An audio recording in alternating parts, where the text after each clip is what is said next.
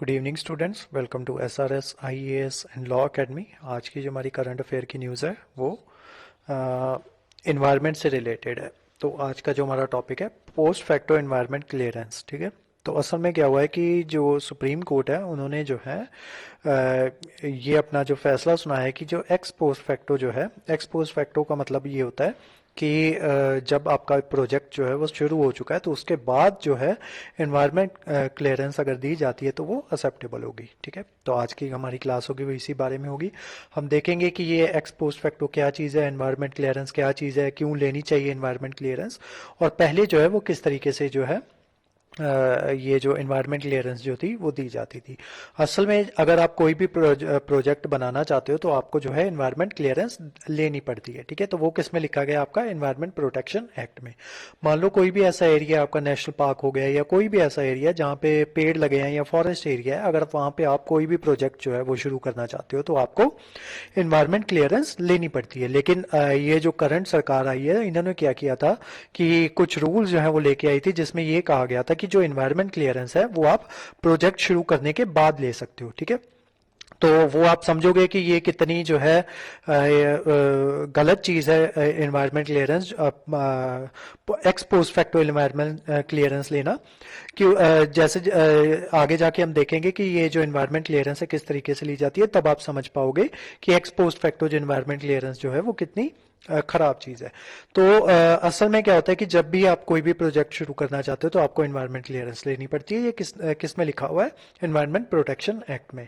लेकिन जो आपके जो ऑनरेबल सुप्रीम कोर्ट है उन्होंने ये बात कह के कि जो ये एक्ट था आपका एनवायरनमेंट प्रोटेक्शन एक्ट 1986, उसमें कहीं पे भी ये प्रोहिबिट नहीं किया गया है कि जो है x post facto environment clearance वो दी जा सकती है। ठीक है, तो इस वजह से उन्होंने इस चीज को अलाउ कर दिया गया। It should not be granted routinely, but in exceptional circumstances, taking into account all relevant environment factors. तो सुप्रीम कोर्ट ने कहा है कि ये जो है इसे रूटीनली नहीं दिया जाना चाहिए, लेकिन कुछ एक्सेप्शनल सर्कमस्टांसेस को ध्यान में रखते हुए जो x post facto environment clearance जो है वो देनी चाहिए। ठीक है, तो ऐसा कहना है जो बेंच है सुप्रीम कोर्ट के, उन्होंने ये बोला है। ठीक है, नेक्स्ट देखते हैं इससे रिलेटेड जो कंसर्न्स जो है वो क्या क्या है। अ post facto assessment defeat the very purpose of environment impact assessment. तो ये जो सारा आपका प्रोसेस होता है एनवायरनमेंट इम्पैक्ट असेसमेंट का, इसी के तहत जो है एनवायरनमेंट क्लियरेंसेस जो है वो दी जाती हैं। Because irreversible ecological damages will already have been committed with the commencement of operation.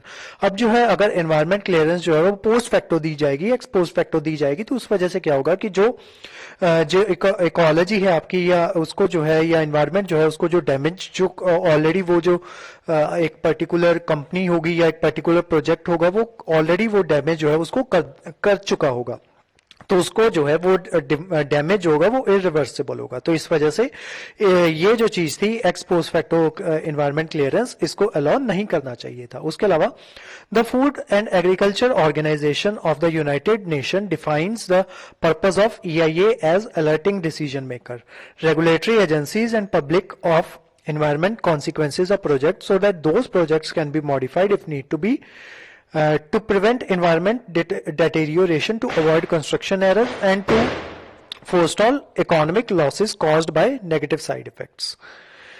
Next आते हैं कंसर्न्स में। The industries are encourage to commence operation without bothering for clearance and eventually get regularized by paying the penalty amount. तो ये जो industries जो होती हैं, अगर हम इस तरीके की क्लियरेंसेस जो है इनको प्रोवाइड करवाएंगे तो इवेंचुअली क्या होगा कि वो जो है जो सिंपली एक पेनल्टी जो है उसको पे करके तो जितना वो चाहेंगे जो हमारा ये है एनवायरनमेंट जो है उसको डैमेज वो कर सकते हैं। ठीक है, तो अब देखते हैं जो हमारा एनवायरनमेंट इम्पैक्ट असेसमेंट है। ठीक है, ये बेसिकली ये एक स्टैटिक टॉपिक होता है आपका एनवायरनमेंट का। ठीक है, तो इसमें इसके बारे में बताया जाता है। तो इसको जो है ये इसको स्टैट्यूटरी किया गया था अंडर एनवायरनमेंट प्रोटेक्शन एक्ट के 1986।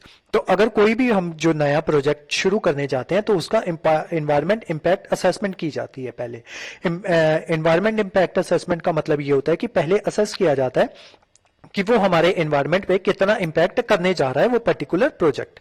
तो उसको ये जो सारा प्रोसेस होता है ये 3 पार्ट्स में डिवाइड किया जाता है। सबसे पहले स्क्रीनिंग होती है। स्क्रीनिंग में ये देखा जाता है कि जो इन्वेस्टमेंट है वो कितने उसमें की जा रही है, कितने स्केल पे की जा रही है, किस तरीके की डेवलपमेंट जो है वो जो आपकी इन्वेस्टमेंट होगी वो करने जा रही है, उसकी लोकेशन क्या होगी, किस लोकेशन पे जो है एक नई कंपनी या एक नई फैक्ट्री जो है वो लगाई जाएगी।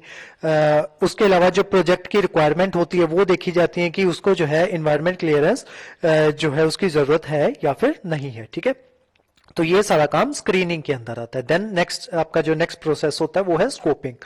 इसमें क्या होता है कि एक डिटेल जो है वो प्रोवाइड करवानी होती है, terms of reference of EIA. ठीक है, टर्म्स ऑफ रेफरेंस जो है वो प्रोवाइड करवानी पड़ती है डिटेल्स में। That is the main issue and problem in the development of the project. उसके बाद उसकी इंपैक्ट प्रिडिक्शन की जाती है कि वो कितना जो है हमारा जो इन्वायरमेंट है उसके ऊपर इंपैक्ट करने वाला है। अगर वो ज्यादा इंपैक्ट करता है तो वो जो प्रोजेक्ट होता है उसको सिरे से खारिज कर दिया जाता है। It involves mapping the environmental consequences of a significant aspect of the project and its alternatives. उसके बाद जो है पब्लिक जो है mandatorily needs to be inform. जो पब्लिक होती है उसको इन्फॉर्म किया जाता है। मान लो जो वो लोग जहां पे मान लो एक जंगल है, ठीक है, वहां पे ये प्रोजेक्ट जो है वो शुरू किया जा रहा है, तो उस जंगल में जो लोग जो है वो रह रहे होंगे वहां पे कुछ लोग, उन लोगों को इन्फॉर्म किया जाता है, वो मैंडेटरी होता है। तो वो लोगों को जब इन्फॉर्म किया जाता है फिर उनको बताया जाता है कि ये इस तरीके का प्रोजेक्ट जो है वो आपके जो आपकी जो जगह है वहां पे लगाया जाएगा, उससे ये फायदे होंगे। और साथ ही में उनको ये भी बताया जाता है कि इससे ये जो है जो इम्पैक्ट असेसमेंट जो प्रॉपर आती है, तो जो जो उसमें नुकसान होते हैं वो भी उन लोगों को बताए जाते हैं।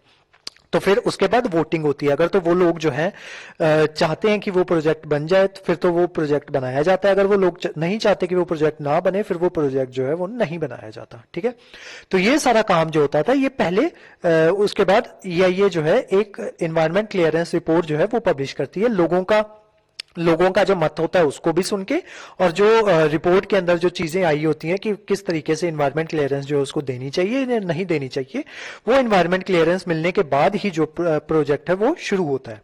A process of public hearing is conducted before the issue of NOC. उसके अलावा एक पब्लिक हियरिंग जो है उसको भी कंडक्ट करवाया जाता है एनओसी देने से पहले, no objection certificate, by state regulators.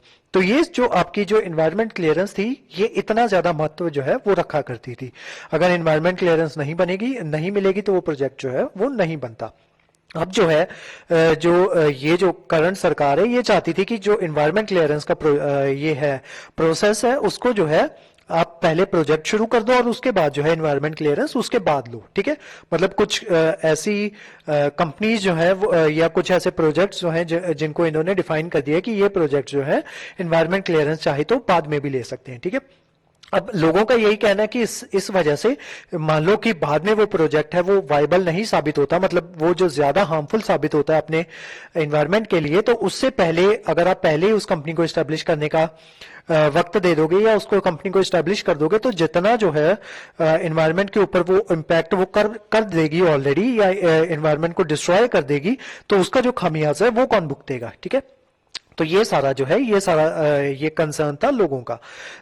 An application from EIA report details the public hearing and NOC submitted by environment clearance with the ministry of environment forest and climate change, MOEFCC। तो ये जो सारी EIA report है ये कहां पे submit की जाती है, ministry of environment forest and climate change.